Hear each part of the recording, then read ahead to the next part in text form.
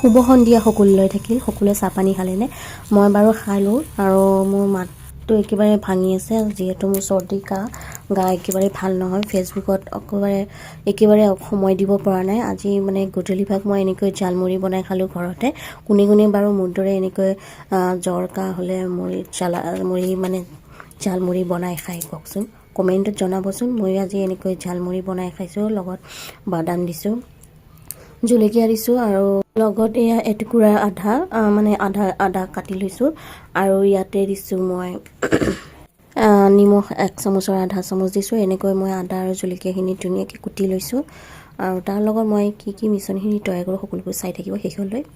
আৰু মই আলু লৈছোঁ মিডিয়াম চাইজৰ এটা, লগত আলুটো বইল কৰি লৈছোঁ। লগতে মই আলুখিনি এনেকৈ ভাঙি পেলাই মুড়িখিনিৰ লগত মিলাই লৈছোঁ আৰু মই মছলা দিছোঁ মেগী মছলা আৰু গৰম মছলা আৰু চাট মছলা। সেইখিনি দেখুওৱা নগ'ল আৰু মানে ভিডিঅ'টো কৰা নহ'ল।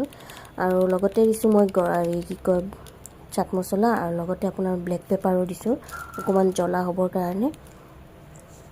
আচলতে ইয়াত মেগী মছলা নিদিয়ে, ব্লেক পেপাৰ এনেকৈ দিয়ে আৰু চাট মছলা দিয়ে। মোৰ ঘৰত মানে যিকেইটাত আছে সেইকেইটাই দিছোঁ আৰু মেগী মছলা দি মোৰ খুব টেষ্টি লাগে খাই কেনে, সেইকাৰণে মেগী মছলাই দিছোঁ। আৰু নেমু এটুকুৰা এনেকৈ ৰসটো উলিয়াই লৈছোঁ টেঙা হ'বৰ কাৰণে। অলপ টেঙা জ্বলা খাই ভাল লাগে চৰ্দিৰ সময়ত।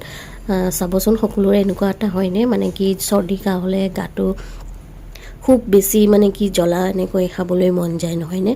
আৰু এয়া আজি মই ঝালমুড়িটো এনেকৈ চিম্পুলভাৱে বনাই খাইছোঁ। আৰু যিহেতু মই ইয়াতে পিঁয়াজ দিয়া নাই, আজি বৃহস্পতিবাৰ হয় যিহেতু, আজি বৃহস্পতিবাৰ আমাৰ নিৰামিষ খোৱা হয় আৰু মুড়িখিনিত মিঠাতেলো দিয়া হৈছে, এইখিনি দেখুওৱা নহ'ল। আৰু এনেকৈ চামুচখনেৰে গোটেইখিনি খুব ধুনীয়াকৈ মিলাই লৈছোঁ মুড়িখিনি।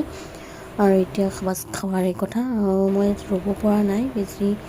আপোনালোকে কেনেকুৱা পালে মোৰ মুড়িত চিম্পুল এটা আৰু মুড়ি চাট এটা বনাইছোঁ, ভেলপুৰি।